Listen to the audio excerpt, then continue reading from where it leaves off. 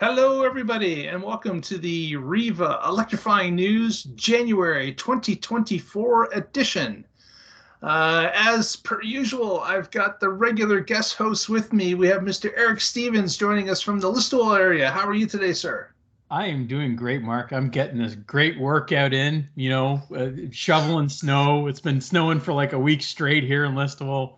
Yeah, I'll call it a workout. That's the positive way to look at A it, I think. positive workout. Okay, very Yeah, good. Yeah, well, you are in the snow belt, and yeah. joining us from another type of snow belt, we have Mr. Ian Graham joining us from the sunny south. How are you today, sir? Hola, ¿cómo está? Muy bien. ¿Dónde está el baño e cerveza? Wow. My extent of Spanish, Spanglish. Okay. I'm learning a bit of Spanglish. Spanish, and I'm just wondering why you're asking where the bathroom is there, Ian. Yeah, just in case. You never know, right? Okay. And when you're in Mexico, you always want to know where the bathroom is. Yeah, so Ian's joining us from the sunny South Mexico in a connection today with our, of course, sharing here. It doesn't matter where in the world Ian is. He can join us at any point. So we welcome him from another country. So that's great. Yeah. I'm wearing the world's tiniest sombrero. It's hidden in my Yeah. hair. I was just in Monterey last week, so I wasn't terribly far from you there, Ian. But you're still getting better weather in Puerto Vallarta than I was in Monterey. So, there's a friend who lives up the street, and he is originally from the Monterey area, and he was telling me some of the temperatures. I was like quite surprised. Actually, Mexico is not all plus 20. No, they were down to -1, I think, earlier this week. So, yeah. Seen some cold, frigid temperatures. Yeah, -23. Don't talk to us. Frigid temperatures -1. Come on. I'm the other direction of the plus 23. Oh, good. Very good, very good. Well, we've got some electrifying news to report on this month. Ian, can you start up the presentation? Yeah. So, WREVA Electrifying News. And of course, we could not start off January without getting a complete deep freeze and hearing all the media rumblings about, electric cars don't work, et cetera, et cetera. Well, let's talk about it. Yeah. So what we've got two sides of the coin in tonight's broadcast. We've got this article where it's the positive side of electric vehicles, where you get the benefits of being able to precondition your car, preheat your car before you get into it. And also you get the ability that it's quite efficient to create the heat almost immediately when you're asking for the heat. Whether your car has radiant heating or if you have one of the abilities, the new abilities in cars of a heat pump, electric cars do give you this ability to quickly get heat usable at you in the car, as well as, of course, a couple of options that allow heat to be transferred directly to your body: the heated steering wheel, the heated seats. So it's surprising to many who come from an ICE car. When they get into an electric car, they fall back into the old way, as you turn the heat on high and you leave it on there between December and March. Well, with an EV, you can save yourself quite a bit of efficiency by dialing back that cabin temperature and using the heated seat and heated steering wheel to supplement the heat, getting it directly to spots that warm your body. So that's kind of the difference between ICE vehicles and electric vehicles. And of course, the other thing that I really enjoy with my EV is whenever it's sitting for a good period of time outside or even in my garage on certain days, I will hit that preconditioning heat button to warm up the car for 10 minutes before I get into it. And since it's an EV, it doesn't matter if it's outside or inside. It's not producing any pollution that's going to get into your garage and suffocate you. It's just it's absolutely pollution free, and it doesn't matter where you turn it on. So this article, which of course all the articles will link in the description of the video. You can go and read them at your leisure after the show. But this advocate from Saskatchewan was talking about these situations that can be a benefit for electric vehicles through the winter months. And I certainly have experienced many of them. Mm-hmm. Yeah. And, looking at this article as well, too, a lot of people, when they see electric cars, they think about some of the other electric devices that they have in their lives as well, too. And they think about, this device here, my cell phone doesn't work well in this condition, or this isn't. But most EVs today are much smarter than that. They've thought about this. The auto manufacturers test these vehicles under some very extreme conditions, and most of them are tested in very cold environments in North America. They're tested. All the manufacturers have major cold weather testing facilities all across some very cold regions. And then even then, they put them in climate chambers to make them even consistently colder, to go above and beyond what most people use them for. So these vehicles are tested and built for this. Mm-hmm. We talk about the speed of heating things up and direct heating and stuff like that as well, too. EVs have a number of other advantages as well, too. The weight balance is usually much better of an EV. So it usually handles much better. You get better traction in the winter for that. Electric motors respond much faster than a gas engine does. So traction control systems work better in an EV than they do you can program them to find that point of friction and traction point much better. So they actually operate better and faster in driving. So they're much more confident driving. And EVs do tend to be heavier than a gas powered vehicle. So they tend to give you a little bit more confidence and a little bit more stability in those cold winter environments.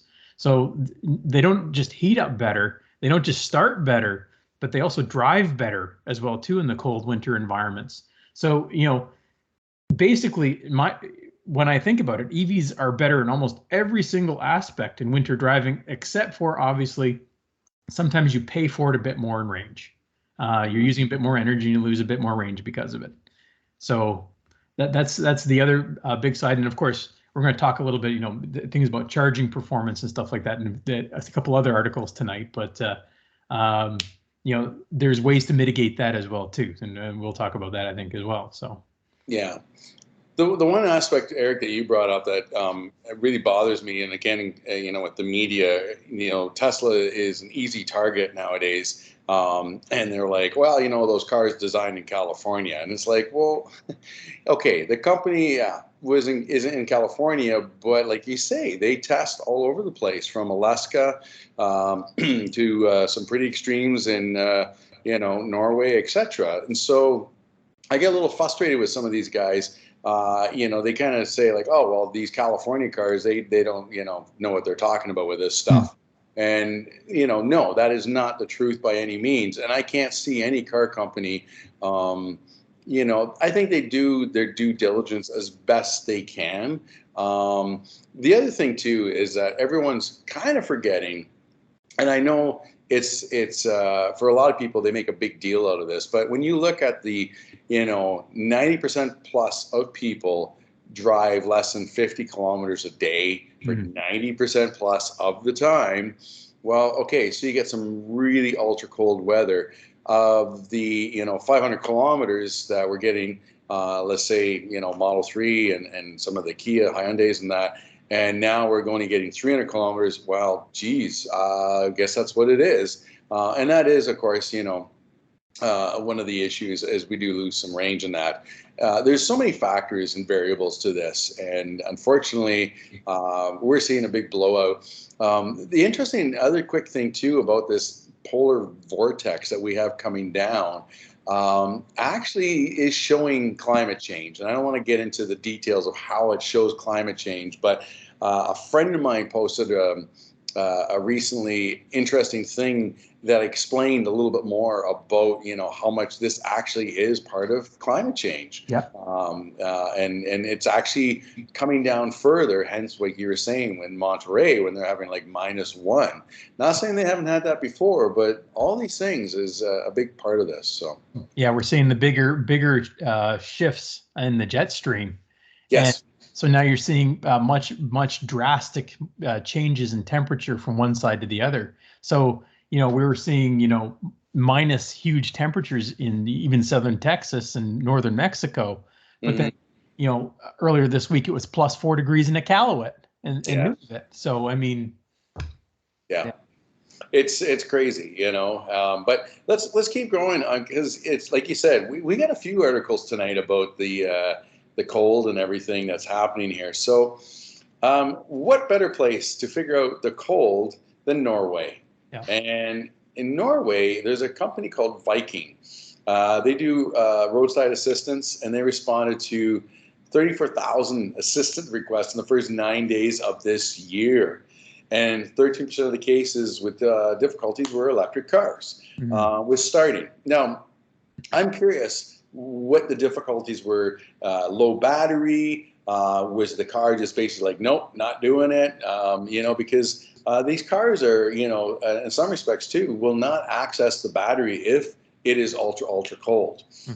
It's rare, something like this, but what's the reasoning for that? Did they? Are they at a place where they can't charge at home? They rely on maybe more public charging, and But here's the other part: the remaining 87% are all fossil fuel cars that they responded to, and of course we'll bring this up as well, because we have another slide in this. But all of us have heard about the issues in Chicago, and what was not being reported, and we'll bring up on another slide, was the majority of the people having issues were rideshare drivers. And not only was the cold affecting them, but the wind. Of course, Chicago, windy city.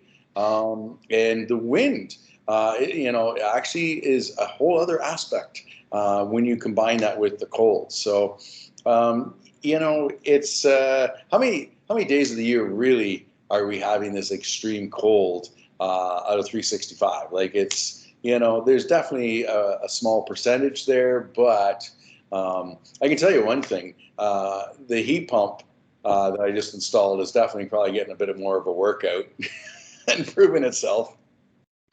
Absolutely. Yeah.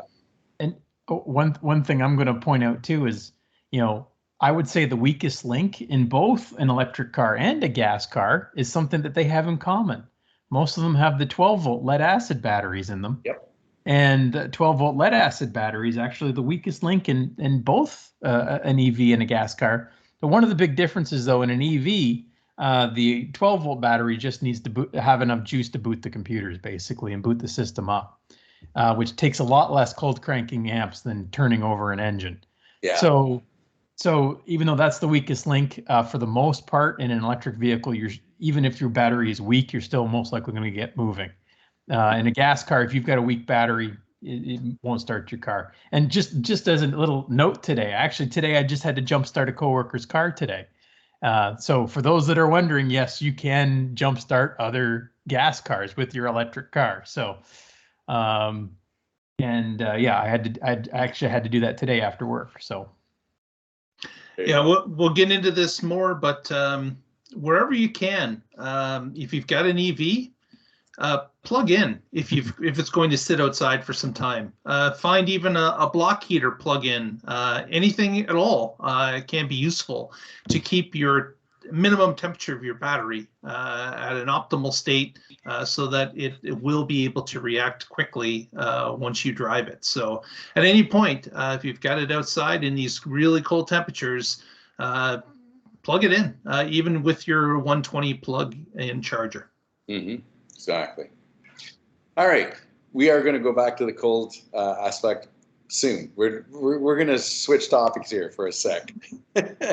Let's talk about our federal government and the recently announced 100% zero emission vehicle sales by 2035. Yes, so I think most people who are probably watching this channel are fully aware of the federal government's mandate to have a full zero emissions vehicles by 2035. I think we've even talked a little bit about it on earlier shows as well too.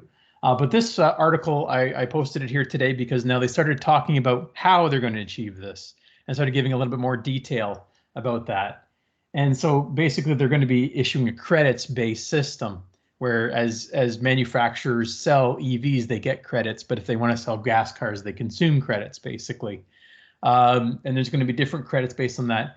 And they also now have a system in place where if they invest in infrastructure, EV infrastructure, I think it's for every $20,000 that they invest in infrastructure, they also get a credit as well too for that. So manufacturers can get credits multiple ways, and they can bank credits as well too, and they can buy credits from other manufacturers. So it's kind of like a carbon trading system, but for EVs.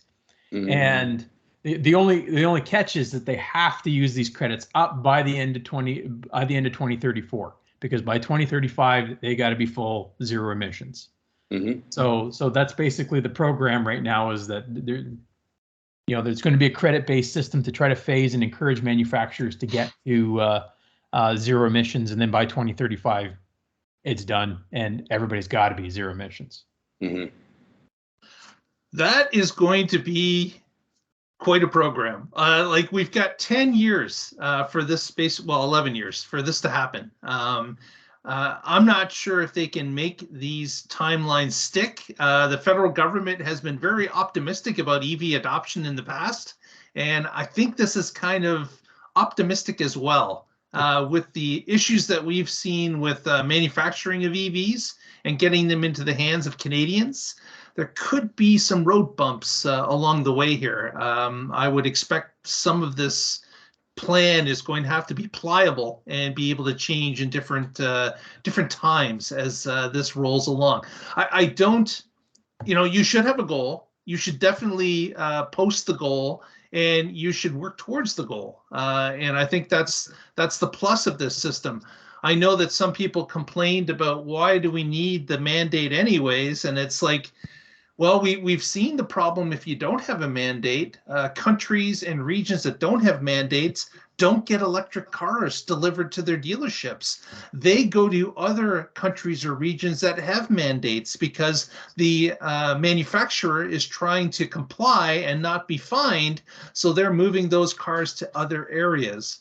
This is going to put Canada in that zone that we are mandating EVs, and therefore we need to receive manufacturers' product in order for those manufacturers to comply with this particular plan. So I don't think it's going to go completely to plan, but I do applaud that we're heading down that road, and we're at least outlining what the goals are.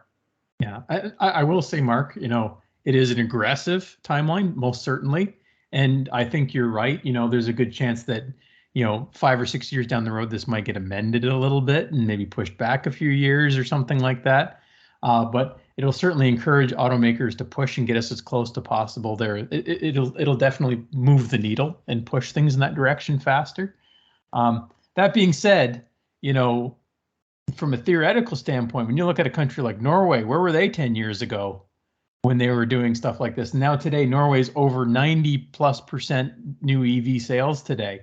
So it's aggressive, but I think it is possible. So mind you, we're a much bigger market than Norway. Canada, I think, is the 9th largest auto market in the world. So we're definitely a much bigger auto market. So some people might argue that some of the same rules don't apply, but mind you, the automotive industry is also in a much different state today than it was when Norway was making that push a number of years ago as well too. So, and the other big difference between us and Norway is geography, where Norway is a smaller country, where infrastructure can be built relatively easy compared to the large expanses that some Canadians drive.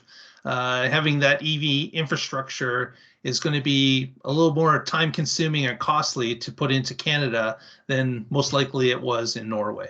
Yeah. That's a good point, actually. I know I hear that all the time. Well, Norway's a smaller country and everything else, but when you look at the grandiose aspect of landmass of Canada and then our population and of course tax dollars, etc., yeah, that's where you're kind of hitting some of those issues on that. This is why not be grandiose and really try and push something really big out of this and get people you know, they're going to get criticized on all of this stuff, especially from the people who still don't buy into the whole electric vehicle aspect. That's going to be interesting as I think past 2030, what we're going to be seeing in that respect. And the big aspect, of course, with all of this is like, where is the technology going to be past 2030? Because we're already seeing some pretty amazing strides in technology now as we speak. But just, you know, again, here we are talking also about the cold in Canada. You know, we get our cold. Where is that technology going to be a certain point where, you know, maybe we're going to be at a point where the cold does not affect the range anywhere in the percentages that we see now, etc. And that people might look and go, well, yeah, the gas vehicle, like, that's a lot of work to maintain this and to trust it on that. So, you know, it's I think the government, you know, that's one of the hardest things that has to be for the government is trying to predict something, especially this far out of 11 years, of where they're going to be at, especially with the technology.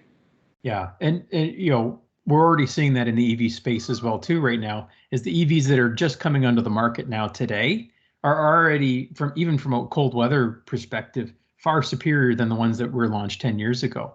Yeah. You compare something like a Tesla Model Y, or even, you know, the new like Blazer EV or Cadillac Lyriq, where these have heat scavenging systems and heat pump systems and stuff like that installed.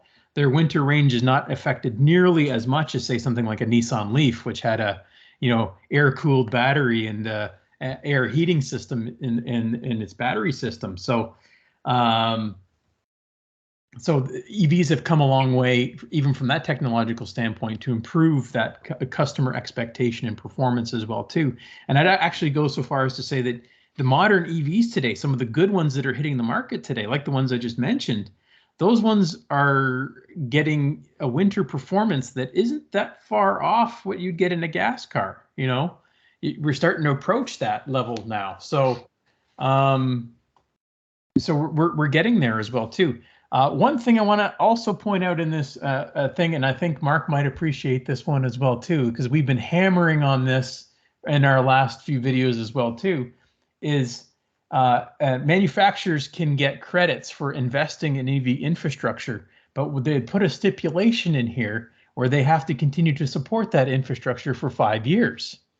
So that's a plus. That's a plus. Yeah, so it's good to start seeing that type of language in some of this stuff as well too. So Yep.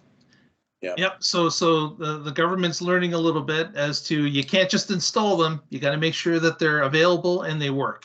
Mm-hmm. Exactly. That's great. I love that aspect too. Yeah. All right. Moving along to Brrr. Yes, indeed. So I'm going to just quickly point out here, Out of Spec Reviews is an interesting YouTuber, and he actually flew into Chicago. Yeah, Kyle. Yeah. To see what was actually kind of going on. And of course, the big thing with this, you know, especially with the Chicago deep freeze, I'm sorry, what's this down here? Fox 32? Yeah, they're not the most EV friendly news source. And, you know, I'm not going to turn around and say that, hey, these guys, you know, there isn't some element of truth to this stuff, but I just feel like it's, you know, as Out of Spec even talks about in his most recent video, you know, where's the middle ground and all this stuff? Yeah, what we got is we had a situation that happened in Chicago starting on Sunday night, where extreme cold snap hit the area, pushing temperatures into the -2 and 3 Fahrenheit, with wind chill on top of that.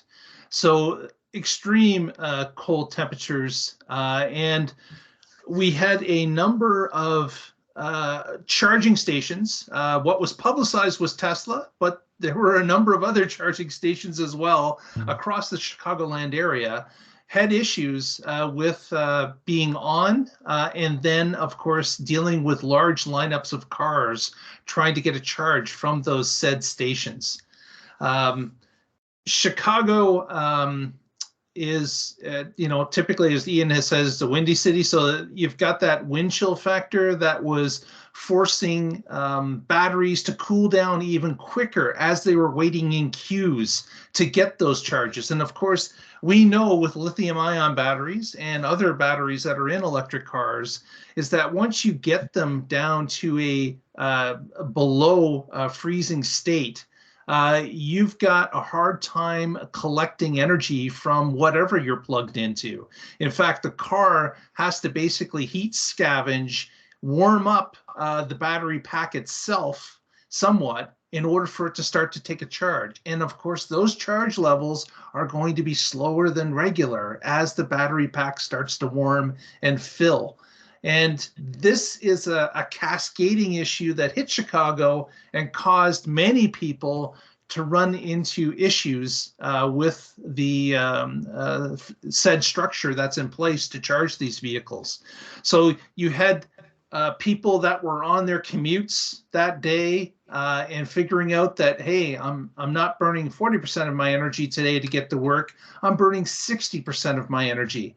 That means that I have to stop somewhere on my way home to get a charge up in order to get home because of the increased amount of energy that this cold weather is causing me to burn.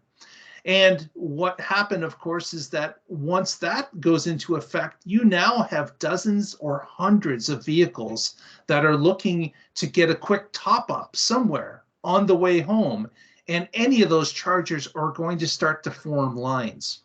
It's interesting that on our other podcast that we have, the Tesla Life, we had an interview with someone that got caught in this issue on Sunday night. Brandon Welbourne joined us on the podcast. I'll put a link below if you'd like to watch the first half hour where we interviewed him and his experience.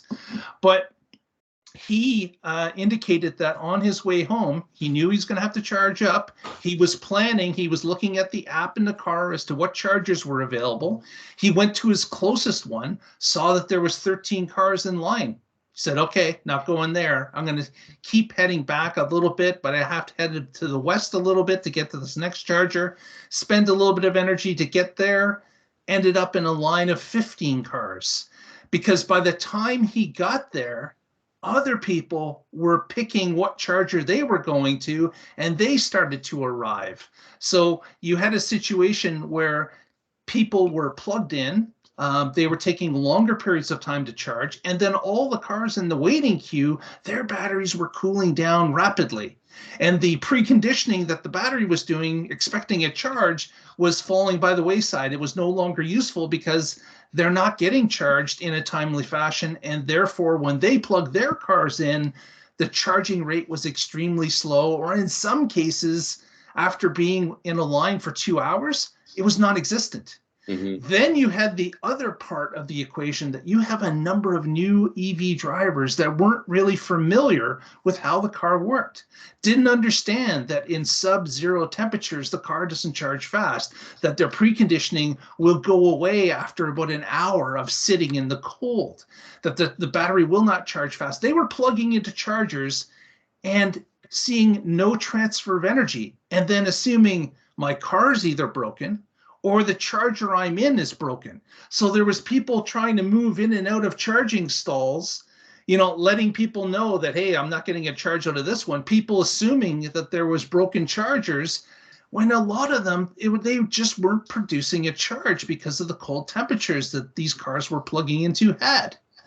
So there was a number of different errors that were happening. Another thing I'll point out is that in the Chicagoland area, 5 years ago, 12,000 cars registered as EVs in the area. As of last year, that number has ballooned to 90,000 cars.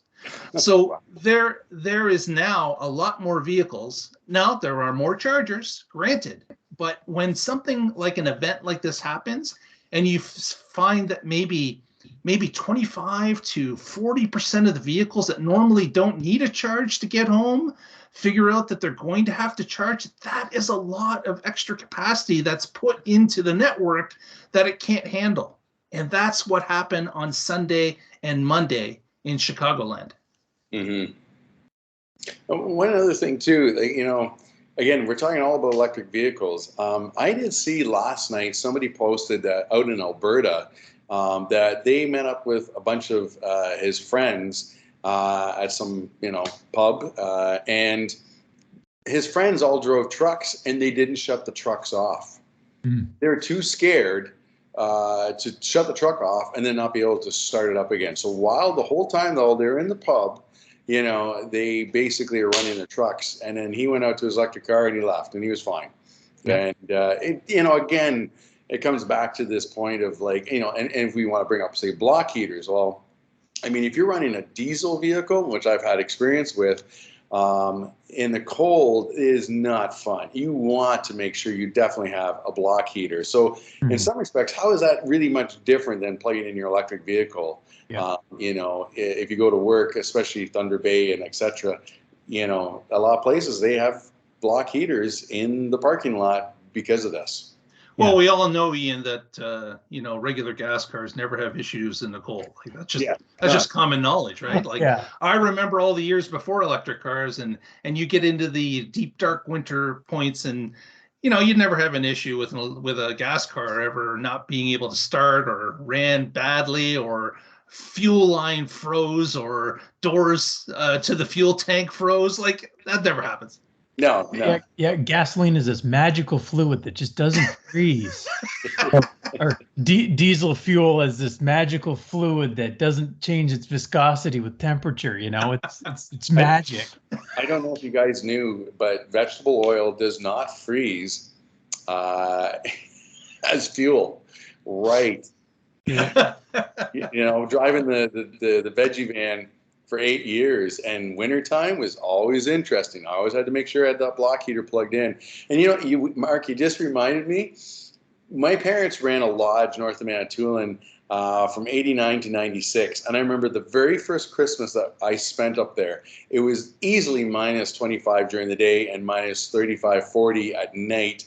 And on Boxing Day, I was supposed to come back home to Kitchener, and I couldn't get the car going, and we had to find a long extension cord to plug in the car. And I don't think I left till like a day, maybe even 2 days after that. So, but gas cars have no problems. No problems at all. Yeah. But yeah, basically as a note, if it's cold enough, you need to plug in your gas car. Probably a good idea to plug in your electric car too. Yeah, and both, EV will have systems in place to keep things running smoothly. In fact, it'll, as we mentioned earlier, it'll run better. So, yeah. Exactly, yeah. All right, I will mention that car was a Ford Fairmount. I don't remember what year, but man, that thing was interesting. All right, let's go from some cold to some warmth. And here we are, and I've been watching more and more with Hawaii, and man, this state is doing some really cool stuff. And they basically they've got a Tesla Megapack battery that they have now turned on and getting rid of Hawaii's last coal plant, Kapolei Energy Storage, and it's 185 megawatts with 565 megawatt hour Tesla Megapacks. Man, it sounds like a superhero movie. The mega this, mega that. And the company that did this was Plus Power, and they claim it's the most advanced grid scale battery energy storage system in the world. And of course, the big part of this is because Hawaii is doing more and more with renewables, solar and wind. They need something to store this stuff onto it. And so this is working out really well. And they're hoping to be 100% green energy by 2045. And they already have been the highest amount of solar capacity deployed per capita. So kudos to Hawaii making use of all of this stuff. And, I know with Hawaii, like another thing, we're talking about coal plants, but Hawaii also is known for running diesel generators as well. So all this is just adding up. And what a better place for solar and everything than Hawaii. Yeah, they're an isolated grid out in the middle of the Pacific. So and they have a series of islands as well too. So I mean, this is a great opportunity for them to diversify their grid into a number of green projects, and Hawaii is well positioned. They get great solar potential. They get some wind potential in many areas as well too, and they can take some of that and harness it in combination of grid-tied storage to take advantage of the dips and swells of energy consumption, energy generation. So. Mm-hmm. Yeah, and it's certainly, that's where sustainable power generation is going to excel, is when there is that ability to store it in either hydro facilities that you can pump water and store it and then run the water through generators when it's needed, or in this case, battery storage. Batteries are getting a lot of limelight when it comes to investment. We've seen that in the EV markets. We've seen many different chemistries being developed, being tested, being sourced to see what different part of the system works best for that battery chemistry. And this is something that once we get it up to a point where the batteries are lasting 20 or 30 years, just like the solar panels themselves, this is going to be a savior. It's going to allow these separate grids to operate sustainably by themselves. It's going to allow us in cities that are connected to grids to be able to supplement the existing grid with a virtual power plant. All the different homes or communities that can be linked to this store energy for a long period of time, like 20 or 30 years, will allow us to have great gains in not only clean energy collection, but the distribution of that energy when we need it. Mm-hmm. Yeah, there's some people out there that think, this type of future is going to make the energy grid more fragile, but I actually think the opposite is that going to happen. This will be more robust. Under the traditional methodology of generating power, you're making power the instant it needs to be generated. But now we're going to have storage capabilities here to make up for, not just fluctuations in energy consumption and power generation, but even if an issue comes up or something like that as well too in the grid, now we have these micro issues that can distribute the power and distribute the load in a very fast response system. So this is going to significantly improve the reliability of power generation going forward. Mm-hmm. And of course, when you're talking about storage, I mean, we're showing these Megapacks, but of course, the other big thing that's coming about is the vehicle to grid. Mm-hmm.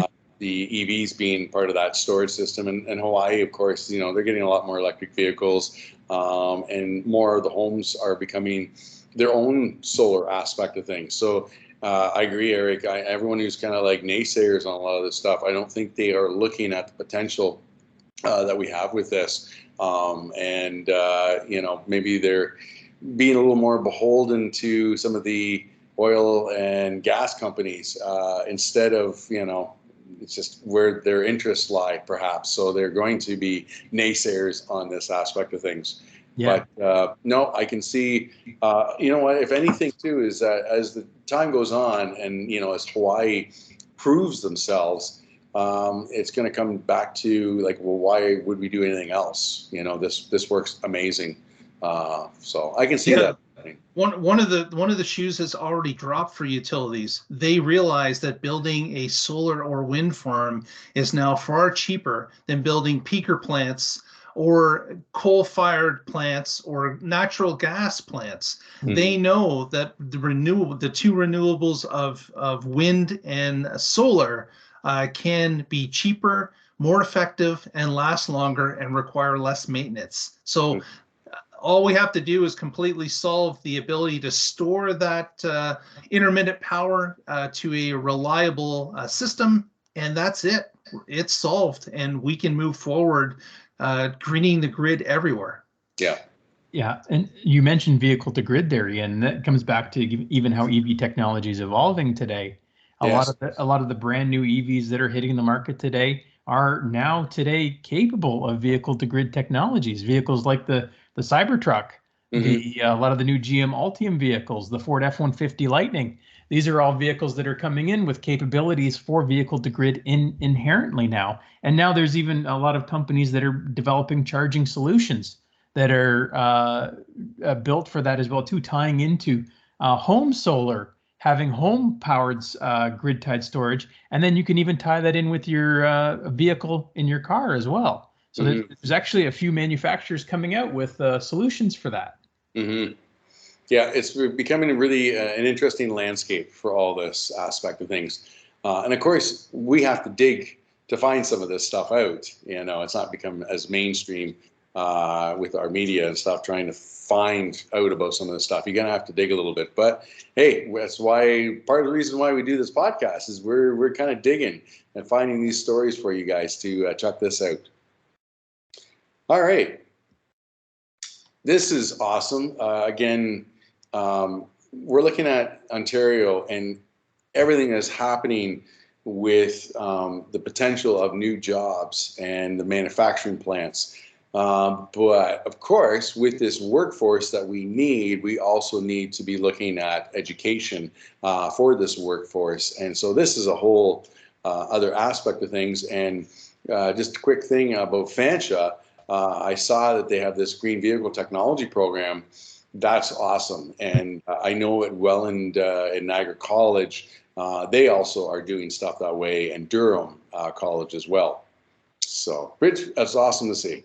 Yeah. So, I mean, we've been talking about it again on previous shows and how there's been just an absolute massive amount of EV infrastructure that is being invested into, Ontario and Quebec and things like that as well, too.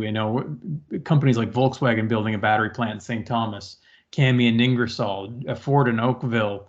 We're talking about Windsor and Stellantis in their EV expansion, companies like Northvolt and all that stuff.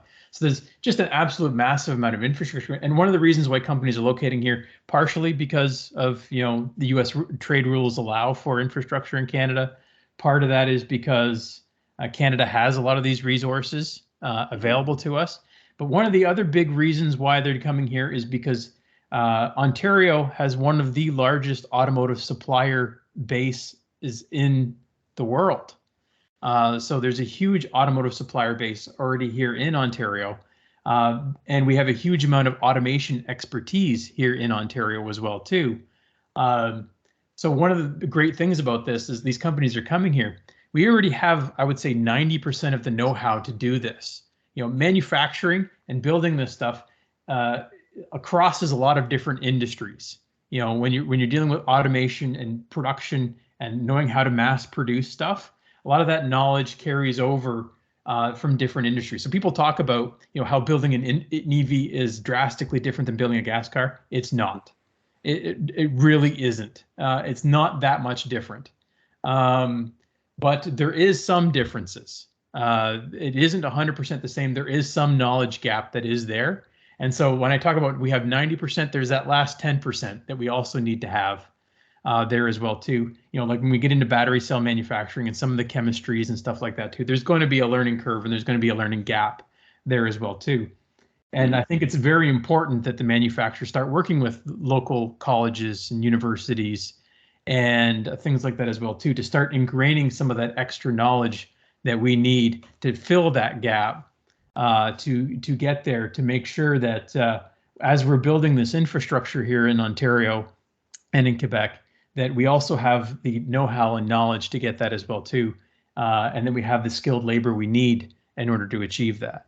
So, yeah, working that hand in hand as these plants start to be built gives the colleges and universities a run of a few years where they can start putting these programs together and getting them launched early so that they can start to train people on these future jobs. And certainly the manufacturers working with them hand in hand will be able to give them an idea as to what trades and skills are going to be required to run those large plants.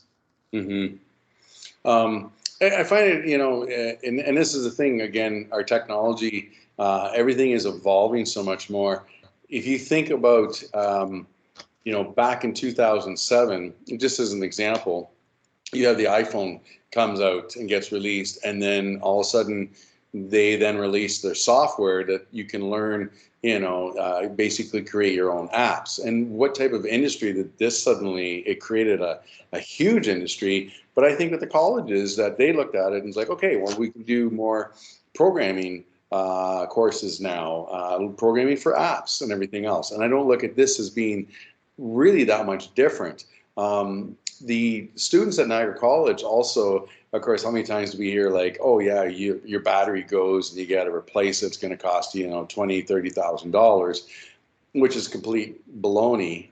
Because as Niagara College, as my friend who's a prof there had mentioned, they are basically going down to the cell level of, understanding how an electric vehicle works, but down to the cell level to fix any sort of battery issues. We're not just replacing the whole battery pack. We're not replacing a module. We're actually going right down to the cell level. And so all this sort of knowledge and information is just going to, come back and help us with all of this stuff. And I think it's going to be exciting for a lot of these colleges to say that they can start offering this to students to learn, and I think feel a little more confident into a field that they're getting into, especially too if Canada's wanting by 2035 like this 100% zero emission vehicle mandate, we're going to need this training as well. All right, now we're going to talk about a company who Honda, kind of still waiting to see what Honda's going to do with electric vehicles. And when I was kind of reading this article a little bit, and it's interesting, I got pointed here at Japan's second biggest car maker. And we don't really hear a lot about Honda with electric vehicles. And part of me is kind of like, well, hey, they're a big car maker, number one. And then I got thinking, like, I know how many people, when you talk, who have a Honda Civic as an example, and they say it's like one of the most reliable cars they've ever owned. And how many Civics do we see? And so I'm kind of looking at the company going like, well, we got a product that really seems to work well within, our fan base. And it's interesting now, we're getting, the government is again meeting with Honda about getting into the potential aspect of electric vehicles. Yeah, different branches of the government, federal and provincial, have had some meetings, some exploratory meetings with Honda. Honda is looking to build a brand new EV plant somewhere in North America. And one of the locations that's at the top of their list would be across the street from their Alliston existing production plant in Ontario. Right. They've had great success with the Alliston plant. It's been in operation now for a long time. It's transformed some of that area above Toronto into a powerhouse of manufacturing and jobs. So certainly Ontario would love for Honda to build a second plant across the street from the existing one. And of course, Honda is looking at the ability to get involved with this quickly because they have been a little bit lagging when it comes to introducing EV models. They've had some deals out there that have kind of fell apart. They haven't really jumped into the EV with 2 feet as of yet. But they see the writing on the wall again with this mandate that Canada's put in place and other countries have put in place. They're seeing this worldwide. So they know they're going to have to get involved with EVs. I'm just hoping that whatever they decide to do is going to be well thought out as some of their other vehicles and be able to take a place in the EV market immediately. And that's my hope. Mm-hmm. I'm glad to see that Canada is in the running for this new plant. And I know that Honda, definitely could excel by putting the plant in Ontario based on all these other manufacturers, as Eric has mentioned, are already here and plants are starting to be built. So I'm sure that information is not lost on Honda, and that's part of the reason why they're exploring Ontario as a new home for their beginning of EV vehicles. Mm-hmm. Yeah, I mean, Honda's a company like most of the Japanese manufacturers. They've seemed to be lagging a little bit, dragging their feet on electric vehicles for a while. They were kind of banking on maybe even the hydrogen stuff for a while. Honda's been kind of in bed with General Motors on a number of fronts, including like fuel cells. And now recently with electric vehicles, Honda is a big investor in GM's Ultium platform. And two of Honda's latest electric vehicles that are coming out are actually based off of and being manufactured by General Motors. Actually, the one Honda and one Acura vehicle. Honda also sells an electric car today called the Honda E. Basically, it's a smaller electric car that's sold in Europe and some Asian markets as well right now. But as you know, Mark said, they've been a bit of a laggard right now, and now they've seen the writing on the wall, and that now they need to jump in with 2 feet, and they're looking for a place to build and build big and build fast. And in North America, you know, if you're looking at electric vehicle manufacturing, Honda's got 2 major operations. They got one in Ohio and they got the one in Ontario. Mm-hmm. So, it looks like obviously they're probably shopping a little bit. You know, they're probably talking with people behind the scenes in Ohio as well too, to say, hey, you know, what kind of how can you guys grease the wheels too? You know, they're probably hunting for incentives a little bit. But certainly there's a lot, you know, as we're seeing a lot of investment in Ontario, and there's a lot of resources in Ontario.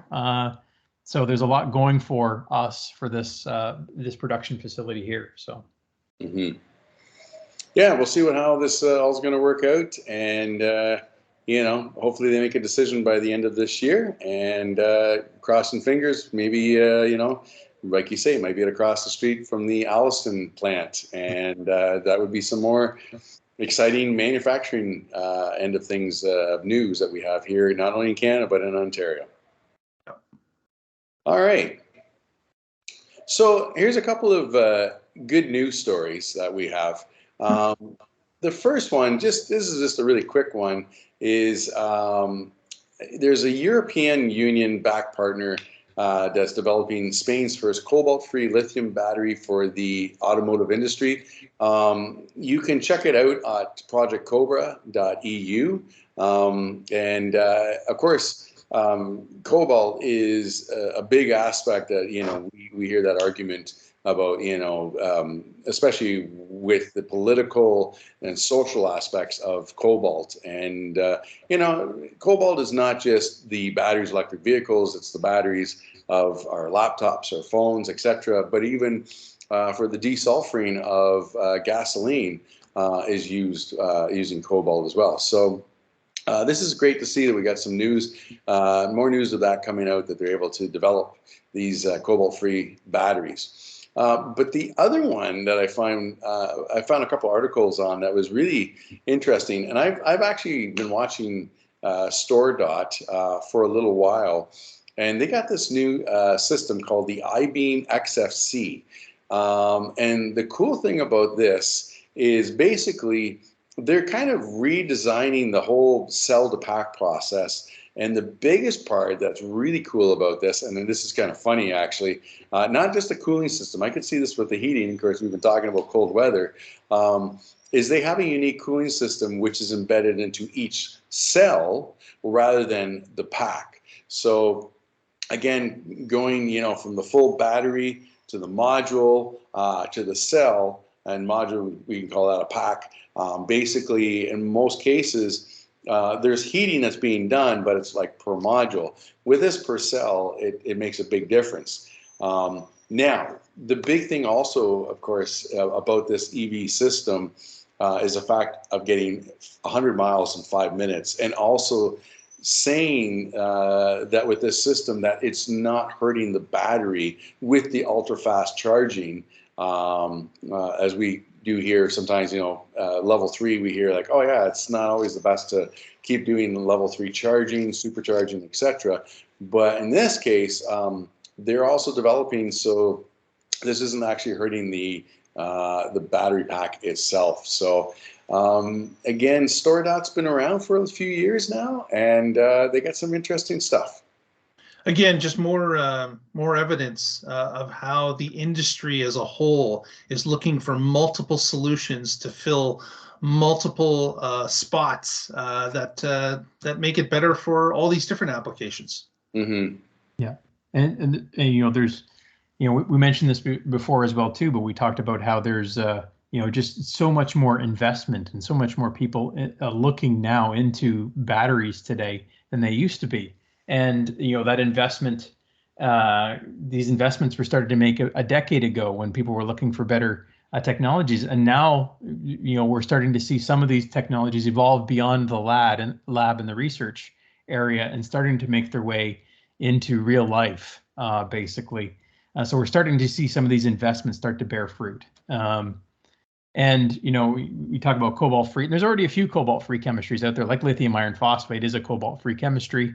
Yep. And even a lot of batteries today use what's called a NCMA, which is a nickel, cobalt, manganese, aluminum. But a lot of those chemistries today use 1/6 of the cobalt they used to use as well.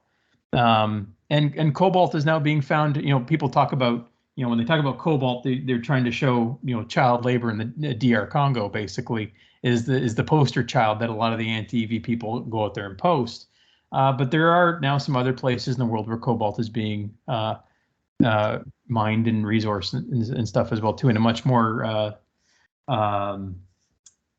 I would sustainable and eco-friendly way, such as Cobalt Ontario. Yeah, Cobalt Ontario, yes, and actually a lot of automotive graded cobalt comes out of Australia. So, yeah, it's again, this is you know, as a friend says, the political football that keeps getting tossed all around, and you know how we, you know, construe everything in that respect.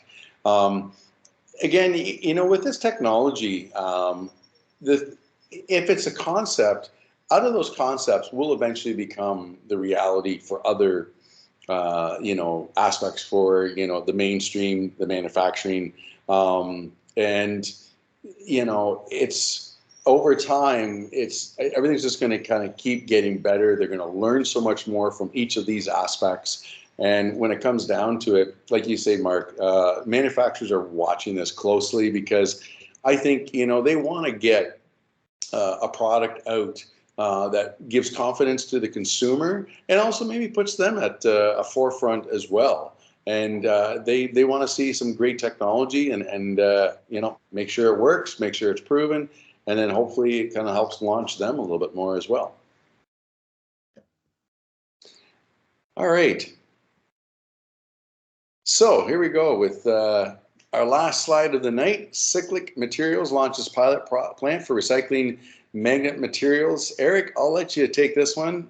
This is pretty cool, actually. Yeah. So, you know, there's always a lot of talk about the cyclical economy and recycling, stuff like that. And, you know, we've talked a lot about battery recycling and how battery recycling is already a reality with companies like Li-Cycle here in Ontario and stuff like that as well too.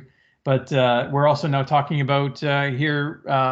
This is for electric motors and you know, permanent magnet motors, and you know, permanent magnet motors use a lot of rare earth elements as well too. And here we've got a company that's locating also near Kingston. Kingston seems to be a bit of a hub for recycling these types of materials, it seems like. But they've apparently got a proprietary process for how to recycle a lot of these rare earth metals in magnets. And they've got a process, and they're looking to do a full-scale operation by next year to do this here as well too. So you know, this is all part of the cyclical economy. You know, we talk about where we're going to get these rare earth elements. Well, once we build enough EVs, we'll get rare earth elements from other EVs. So as they age out. Yeah, I like very easy to mine when you know where to mine. Yeah. You just mine at the recycler because that's where all the minerals and battery assets are. Yeah, I like the fact that they're also doing a business partnership with Polestar, which, you know, is a company that's definitely growing as well. You know, this is going to help them along as well. Yeah. One thing too, when I saw this picture, I don't know why it kind of came to me. The very first movie I ever saw as a 7-year-old kid was Star Wars, and I can't for the life remember the little guys. They had the little beady gold. The Jawas. Yeah, and they would be collecting all the robots and the stuff like this. And as soon as I saw this picture, it's like, oh, we gotta, you know, get one of those big kind of sand crawlers. Yeah, sand crawlers. Yeah. Yeah. You guys fill it with EV parts, and they go across the galaxy selling this secondhand market. Yeah. Ian's going to be beating off Jawas as they try to salvage his Tesla Model 3. Exactly. Oh man, but this kind of hit me like that. It's just like, oh yeah, that kind of reminds me. Man, it must be because I'm teaching my sound design class, and of course Star Wars comes up with, great sound design, and so this kind of hit me that way too. So. Very good. Very good. Well, thanks everyone, of course, for watching this week, our Electrifying News segment. If you haven't already, please give us a thumbs up in the video. Press that subscribe button. It helps us out, gets us in front of more eyeballs, and we would appreciate that help. With that said, also, as mentioned, all the articles we talked about, there will be links in the show notes. You can go to those links at any time if you'd like some more information on those. And with that said, let's move to shout outs. And let's start with Eric. Any shout outs this week for the audience, Eric? I don't know about shout out, but basically I came across a news article, and you maybe have gotten it as well too, Mark, is about a media release that in a month the Toronto Auto Show was coming up. And I saw a posting where they're highlighting that Rimac is going to be showing up with their Navara, which is the electric supercar, and it's going to be the first time it's going to be in Canada, showcased in Canada. So I'm really looking forward to seeing that. And if anybody is out to the Toronto show as well too, they might want to check that out as well too. That's the pinnacle of high-end automotive technology, basically. But the electric supercar, the Rimac Navara, is going to be at the Toronto Auto Show. And I'm sure they'll just put that in the rotation of EVs that can take a spin around the Front Street. I'm sure that will be one of the entrants. That's my first thought in my mind was that. Yeah. Oh, man. They might have to sell barf bags to go with that. Do 0 to 60 in 1.8 seconds. The thing's nuts. Yeah. Very good. Very good. Ian, down south, Ian, what have you got for a shout out this evening? I'm going to give a couple of shout outs. One to Tacos Jr. For keeping me fed and at really low prices. Tacos Jr.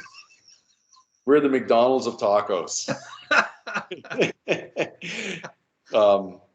It's awesome. I end up going there probably like 3 times a week because it's just, a drink, and like yes, I'm a pig. I have like 6-7 tacos, and it costs like maybe like $10 for the whole thing. It's awesome. So there's the one shout out, and to the Mexican police who pulled me over, and let me go with a few pesos.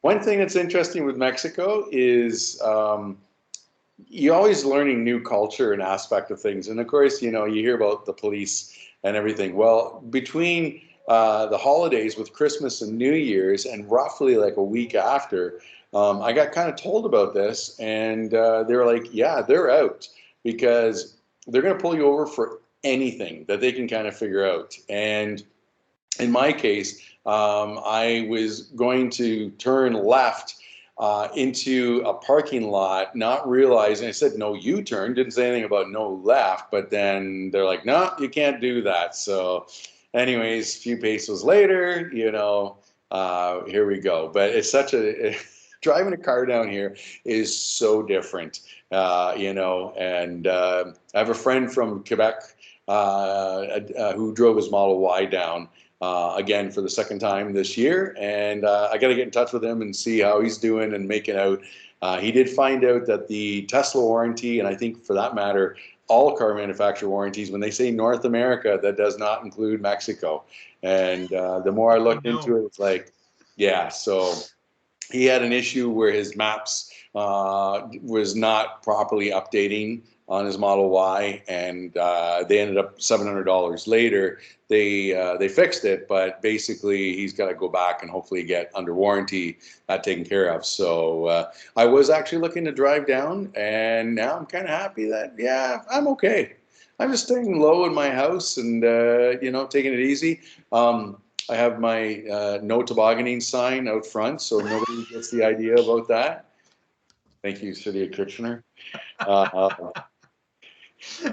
Anyways. Yes, indeed. You wouldn't want anyone to be confused about tobogganing Somebody might in want your to neck of the woods tonight. Yeah. Oh my goodness. My goodness. Well, thank you everyone for watching. Again, give us that thumbs up if you haven't done it already. Press the subscribe button, and we'll get together next month and discuss electrifying news here at WREVA. Thanks very much. Hasta luego, amigos.